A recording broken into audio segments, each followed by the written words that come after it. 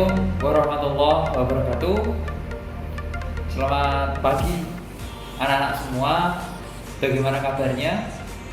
Semoga sehat semua, semoga ceria, semoga semangat selalu untuk terus belajar.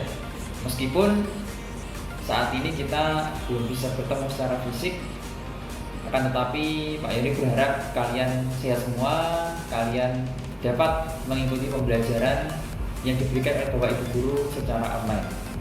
Baik, anak-anakku, hari ini kita akan belajar tentang satu materi yang menarik, yaitu komunikasi sinkron dan komunikasi asinkron.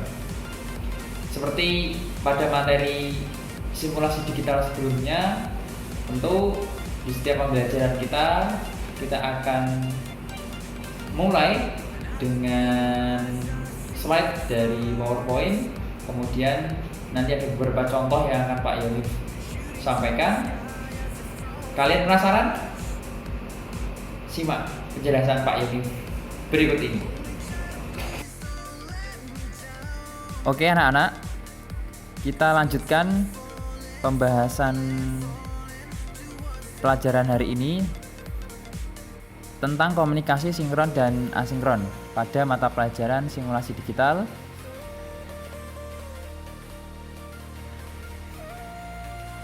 Kita mulai slide-nya. Kita awali dengan pengertian dari komunikasi. Apa itu komunikasi? Komunikasi adalah proses pemindahan pengertian dalam bentuk gagasan, informasi dari seseorang ke orang lain. Kemudian fungsi dari komunikasi yaitu yang pertama sebagai informasi. Maksudnya dengan adanya komunikasi maka kita bisa memperoleh ilmu baru, berita baru, kabar atau hal-hal baru dari orang lain, sehingga fungsi yang pertama dari adanya komunikasi yaitu bisa sebagai informasi. Fungsi yang kedua yaitu sebagai kendali. Dengan adanya komunikasi kita bisa mengatur, mengontrol seseorang ataupun keadaan dengan baik ya. Sehingga dengan adanya komunikasi sangat membantu sekali terhadap kontrol atau pengaturan sebuah kondisi. Yang ketiga yaitu sebagai motivasi. Dengan adanya komunikasi, kita bisa memberikan support, kita bisa memberikan semangat, kita bisa memberikan sebuah ilmu baru kepada orang lain agar orang lain itu memiliki semangat hidup, memiliki cita-cita hidup, memiliki sebuah semangat untuk melanjutkan kehidupannya. Nah, ini perlu dilakukan dengan komunikasi. Dan fungsi yang keempat dari komunikasi yaitu sebagai pengungkapan emosional. Sehingga dengan adanya komunikasi kita bisa menguapkan semua yang ada dalam perasaan kita, sehingga kita bisa lega karena kita bisa meluapkan emosional kita. Itu semua bisa dicapai dengan menerapkan komunikasi. Anak-anak semua, yang ketiga yaitu jenis komunikasi. Jenis komunikasi yang pertama ada komunikasi lisan atau verbal. Kuncinya untuk komunikasi lisan atau verbal ini yaitu komunikasinya menggunakan kata-kata, baik itu diucapkan maupun ditulis. Kata kuncinya adalah verbal atau lisan itu adalah kata-kata. Kemudian yang kedua yaitu komunikasi nirkata atau komunikasi nonverbal. Kebalikan dari yang verbal tadi, komunikasi ini tidak menggunakan kata tapi menggunakan bahasa tubuh, bahasa gerak atau bahasa isyarat atau boleh dengan gambar. Artinya tidak ada kata yang diucapkan, hanya isyarat. Gitu. Nah, ada lagi juga namanya komunikasi daring. Komunikasi daring ini di mana penyampaian pesannya menggunakan jaringan internet. Daring sendiri merupakan sebuah akronim dari kata dalam jaringan atau bahasa kekiniannya yaitu online. Kita awali tentang komunikasi daring, komunikasi online dengan sejarah internet, di mana internet diawali dengan adanya ARPANET yang mulai diluncurkan pada tahun 1969 di Amerika, kemudian berkembang menjadi internet. Kemudian internet sendiri berasal dari kata interconnected networks yang disingkat menjadi internet works dan terkenal dengan kata internet. Internet digunakan oleh sekitar 200 juta orang di seluruh dunia pada pergantian milenium ketiga, yaitu di awal-awal penggunaannya langsung tenar. Tapi untuk saat ini mungkin penggunaannya sudah miliaran orang menggunakan internet itu sendiri.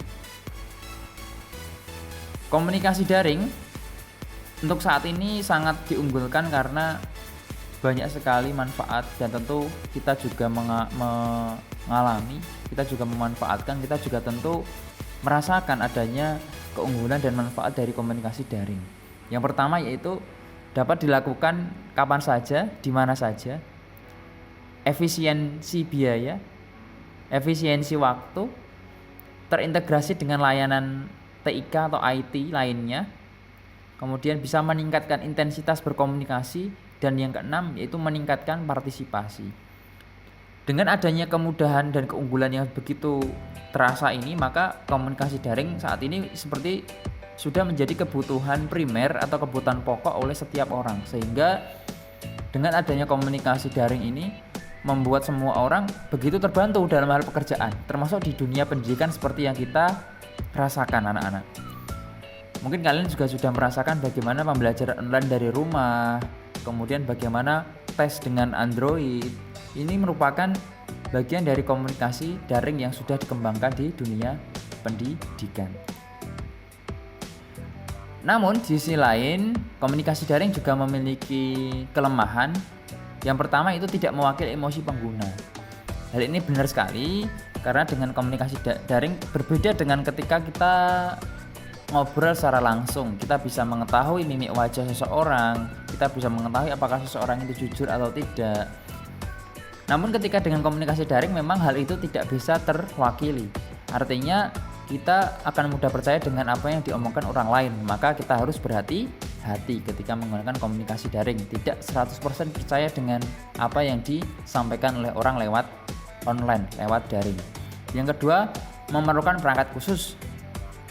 Benar sekali, untuk komunikasi daring perlu internet, ya. Kita perlu jaringan internet, kita perlu HP, perlu Android, perlu laptop, perlu PC. Dan itu harus dipersiapkan saat itu juga agar bisa mengakses komunikasi daring. Berbeda dengan komunikasi langsung, kita bisa langsung ngomong tanpa adanya alat khusus. Kemudian terlalu banyak informasi yang tidak penting. Benar sekali, terkadang di komunikasi daring ada banyak iklan, ada postingan-postingan yang tidak serius, ada yang postingan yang tidak terlalu penting banyak bermunculan di sana. Maka harus selektif dalam mengakses informasi yang kita butuhkan. Yang keempat yaitu menyita konsentrasi. Adapun jenis komunikasi daring ada dua, yaitu komunikasi daring sinkron atau serempak. Merupakan komunikasi yang menggunakan komputer sebagai media yang terjadi secara serempak atau dalam waktu yang nyata, real time. Jadi komunikasi online lewat internet terjadi saat itu juga. Nah, contohnya apa biar lebih jelas? Contohnya adalah text chat. Merupakan fitur perangkat lunak yang digunakan untuk komunikasi lewat tulisan secara online, dan ini real time, dilakukan secara langsung. Contohnya apa? Contohnya adalah WA, WhatsApp ya, WhatsApp, kemudian ada Facebook Messenger itu ya. Facebook Messenger itu juga merupakan text chat yang saat ini sedang viral atau sedang tenar, sedang kekinian. Dengan aplikasi WA maka secara real time kita ngechat, kemudian ada teman kita membalas. Itu komunikasi, contoh komunikasi sinkron secara langsung. Yang kedua yaitu video chat. Video chat merupakan terobosan setelah adanya text chat. Dengan adanya video chat ini kita bisa melakukan audio video secara langsung di lokasi yang berbeda. Jadi kita bisa langsung melihat wajah orangnya, bisa langsung tahu bagaimana orangnya di mana secara real time. Nah, ini contohnya bisa menggunakan yang terkenal sekarang adalah Zoom, Google Hangout, ada Webex, Cisco Webex ya. Ada juga di WhatsApp itu ada video call. Nah, itu contoh-contoh dari video chat. Ini juga contoh-contohnya, bisa menggunakan Hangout juga bisa, menggunakan Zoom juga bisa. Kemudian komunikasi sinkron asinkron, yaitu adalah yang kedua, merupakan komunikasi yang dilakukan secara tunda. Mengapa Pak kok bisa tunda? Karena baik dari pengirim atau penerima tidak menginginkan jawaban secara langsung, melainkan boleh jawaban itu ditunda karena memang dari tingkat kepentingan, keurgenan dari informasi itu tidak harus hari itu juga. Jadi boleh tunda, delay bahasanya. Contohnya apa? Email. Kemudian forum jual beli ya, bisa. Kemudian rekaman simulasi visual. Rekaman di-upload, di-posting, tidak harus saat itu juga direspon. Serta membaca dan menulis dokumen online melalui web. Jadi kita nulis di blog, kita nulis di status kita tidak langsung mengharapkan jawaban langsung dari orang lain. Itu contoh dari komunikasi daring asinkron. Nah, contohnya email, dan Pak Yoni berharap dari kalian semua sudah memiliki email aktif untuk komunikasi asinkron. Dan usahakan email yang kalian gunakan adalah ini, Gmail, Google Mail. Karena Google Mail dari Gmail ini memiliki banyak sekali fiturnya banyak sekali dan bisa dimanfaatkan dengan baik dan mendukung untuk semua kegiatan pembelajaran maupun bisnis dengan tingkat keamanan yang sangat tinggi. Sehingga yang belum punya, Pak Yoni harapkan semua harus punya dan membuat akun Gmail. Nanti suatu saat akan kita cek di tugas-tugas kalian, apakah tugas kalian sudah melampirkan email. Bagi yang belum, maka wajib hukumnya generasi kalian punya email, dan emailnya adalah Gmail. Kemudian ada komponen pendukung agar bisa terjalin komunikasi yang daring yang baik. Komponen pendukung yang pertama yaitu hardware atau perangkat keras. Hardware itu perangkat yang dapat dilihat ataupun diraba oleh manusia secara langsung, bentuknya nyata. Hardware, contohnya apa Pak? Komputer, headset, mikrofon, serta perangkat pendukung koneksi internet. Kemudian yang kedua, perangkat lunak atau software. Ini tidak bisa dilihat tapi bisa dirasakan. Ini bentuknya aplikasi biasanya. Ada WhatsApp, Skype, Google Hangout, web conference, dan lain-lain. Bentuknya adalah aplikasi. Itu komponen pendukung yang kedua. Dan komponen pendukung yang ketiga yaitu akal, brainware. Adalah manusia yang terlibat dalam penggunaan perangkat lunak dan keras. Dan kita harus senantiasa mengedepankan akal kita ketika kita menggunakan komunikasi daring atau online. Karena kita masih ingat pelajaran sebelumnya tentang etika digital, kita harus mematuhi itu agar menjadi warga digital, menjadi netizen yang bijak ya, netizen yang baik. Itu penjelasan tentang materi komunikasi sinkron dan asinkron. Demikian materi tentang komunikasi sinkron dan asinkron. Banyak sekali di sekitar kita tentang contoh-contoh dari aplikasi sinkron dan asinkron, sehingga harapan Pak Yonif terhadap kalian bisa mengaplikasikan penggunaan beberapa aplikasi kaitannya dengan komunikasi sinkron dan asinkron ini untuk kebermanfaatan di masa depan. Jangan gagap teknologi, jadilah generasi yang cerdas berteknologi, beretika dalam bermedsos, dan cerdas dalam menghargai orang lain di dunia digital. Sekian yang bisa Pak Yoni sampaikan pada pembelajaran online hari ini. Semangat terus belajar.